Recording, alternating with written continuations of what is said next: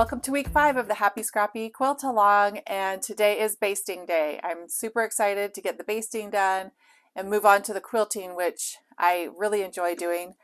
If you're just joining us, the complete schedule for the Happy Scrappy Quilt Along is below in the description. This is a beginner-friendly quilt. If you're new to quilting, this is a great place to start. I'm covering everything from the very beginning stages of making a quilt all the way to the end and walking you through every single step that I can think of. And if you have any questions, be sure to add those in the comments so that I can help you through any hurdles that you might have in making your first quilt, or if this is your 1000th quilt. It's going to be, if you're an experienced quilter, this is a quick and easy make. And I'm excited to have you joining me for this quilt along. This is a free pattern download, so you can, I'll include the link also in the description below to the free pattern that you can download off of my website. So everything about this is easy and fun. And this quilt is featuring my brand new Copacetic fabric line designed by me for Riley Blake Designs. And it is arriving in quilt shops in March of 2024. So by the time you're seeing this, it should be in quilt shops where you can find it. So let's get on to basting. Before I start, I just want to talk about, or I'm going to cover the two most popular methods of basting. And the first is a lot of people like to use a temporary fabric adhesive. And what they will do is you spray the back of their fabric or the batting and then the back of their backing fabric. So you have a quilt sandwich and you're basically spraying the backs of the fabrics so that it sticks to the batting, and then you quilt from there. I'll show you how to do this. This is my this is not my preferred method. I like to use this on a really small project, like a placemat or something like that. On bigger projects, I find that it does hold everything together like basting is supposed to do. But for me, when I push it through my machine, the fabric will bunch up and get folded and puckered because there is no give. And so this isn't my favorite, but a lot of people are really good at using this method and it works for them and they practice it and they have it down. And so I don't want to knock this method. It's just, for me, this is not my favorite, but I will show you how it's done. And then the second method that I'm going to do is using just quilters safety pins. These are larger than a regular safety pin. So don't go out and buy just standard safety pins. You need to buy quilters safety pins. They are like a jumbo safety pin, almost like a diaper pin when we used to have cloth diapers back in the day. So I keep mine in this zipper pouch, and it's full of pins, and I just bring it out when it's time to baste. And so I'll show you how I do that. So that's what we're going to cover today in today's video. Next week we are going to be quilting our quilt. We'll have our fabric sandwich made, and I'll show you what that is. And we're going to be, we'll have that ready and we will be quilting it. And then the final week, week 7, we will be adding the binding. So I'm super excited. We're almost there, you guys. And again, any questions you have, leave them in the comments and I'll get back to you as fast as I can. And the schedule is below, the link is below. And you can follow me on Instagram. I will have updates there, and here on YouTube. So let's get started with our basting. So when I baste my quilt, I lay it out on my kitchen floor and do it there because I need a lot of space. Some people are able to lay it out on their kitchen tables and just kind of push it. You need your surface to be flat. Some people pin it up on the wall and baste. I've tried all these methods, and for me, the kitchen floor is the best for me. Again, there's so many different methods, so you just do what works for you. But those are some of the most popular. You can look up wall basting, where they pin it to the walls, and you can look up kitchen table basting.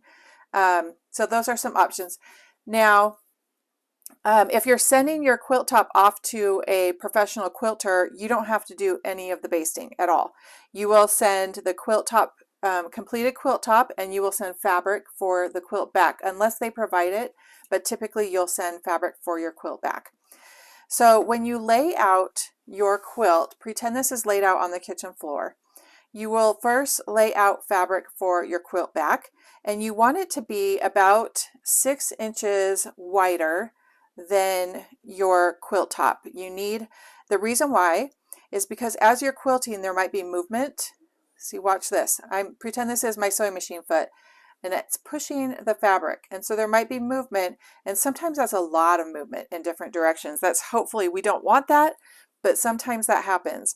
And so you need this to be about 6 inches larger. Next, in our quilt sandwich, so that's the back of our sandwich, the middle of our sandwich is our quilt batting. I typically use either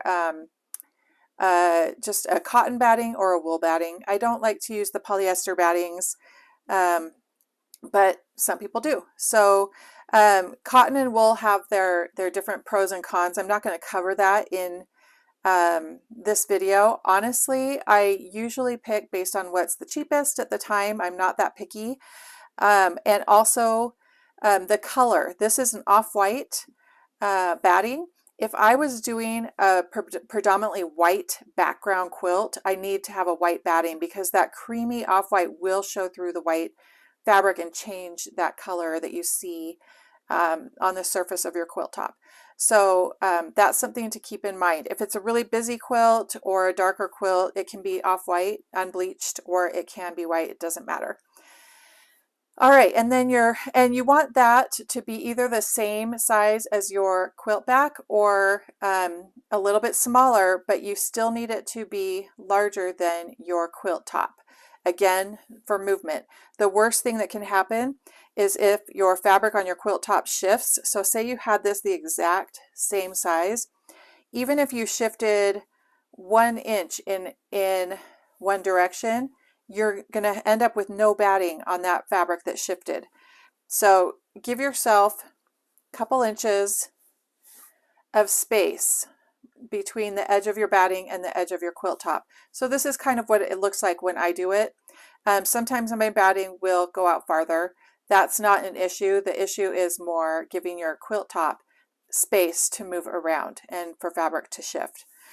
The temporary adhesive, you want a fabric adhesive, and this one is acid free. Let's see, 505 temporary adhesive for fabric. I can't tell you much about it, but what I would do when I'm doing the spray adhesive, and another reason why I don't like spray adhesive, I'll tell you, is the fumes.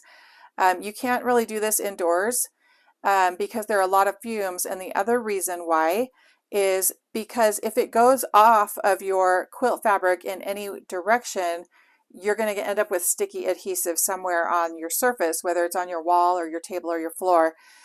Just a pain to work with, in my opinion. But what I would do is I would spray here on the fabric back, then I would lay that down, press it so that it's sticking, and then I would spray again on the top of my batting, so just each layer, and smooth that out. You don't want any puckers or bumps because, again, it's sticky, and however you smooth it out, that's the way it's going to be.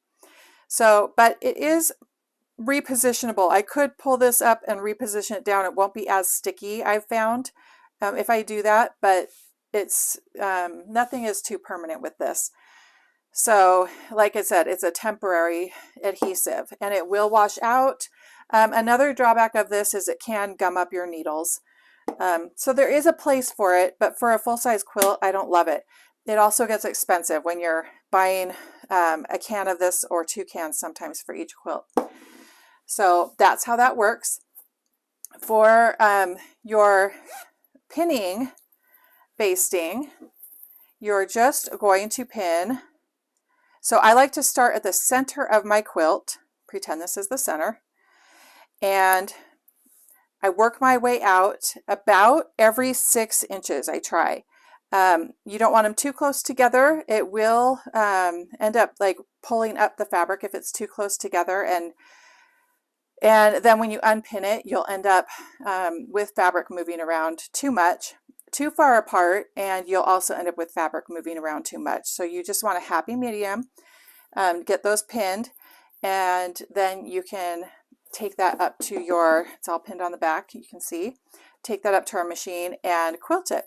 So I'm going to take my quilt down to my kitchen floor now and baste the whole thing.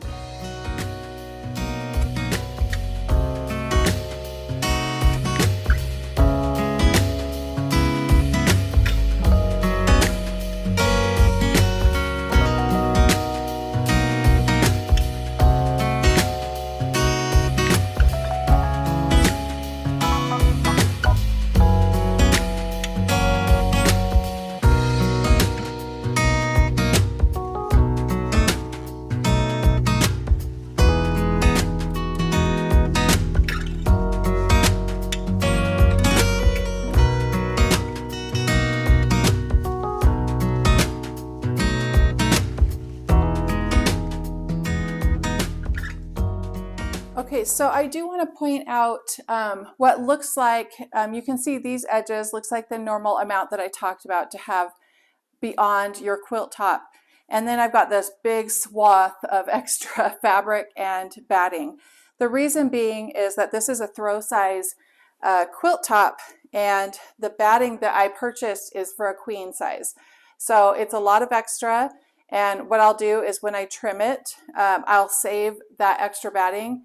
And you can buy a fusible tape that I have talked about in Instagram posts, and I can talk about that in another post later. But the gist of it is that you can buy a fusible tape that's about, I think it's 2.5 or 3 inches wide, and you put it on the seam between two remnant pieces of batting and press it, and it fuses them together into one straight long piece of batting. So you're just piecing together scraps of batting, and people call it Franken batting. So if you want to look it up and see how other people have said that they do it, it's all the same process.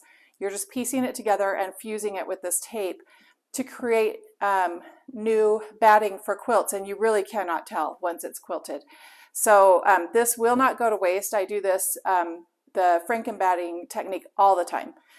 So this doesn't go to waste. And then I want to show, this is about, so my quilt back, I did about 2 yards, 2 pieces of 2 yards of fabric. And they are sewn together right here. And here's the seam that I pressed open. So the width of fabric on a typical bolt of fabric is about 42 inches. And so of course, this is about 60, I want to say about 63-inch quilt top and 63-inch square. So that's definitely going to be excess fabric, which is fine. The excess here and the excess over here, when I trim it, I just save it and use it for other projects. Or, I mean, if this batting or quilt back fabric doesn't really, it's not really what I would use for binding for this quilt top. But if you love it and it goes perfectly with your quilt top, you can use this excess for binding. Easy peasy. So you don't need to waste any of this. I don't want it to look wasteful or you to think that it's wasteful, because all of this gets used. Every quilter knows our fabric is precious, our batting is precious. We don't waste it. There's always another way to repurpose it and use it. So when it gets trimmed, just don't throw it out. Keep it and use it for another project.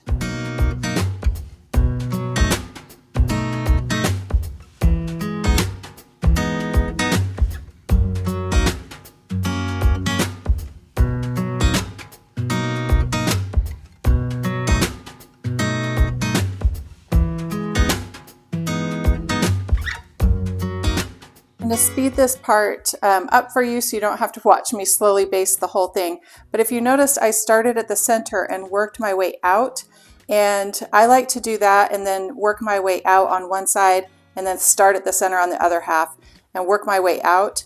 You don't want to start at the edges and work your way in, because then you might get fabric buckling or puckering. So work your way from the center out, and that helps you keep the fabric smooth and no puckers, and everything's good and ready to go.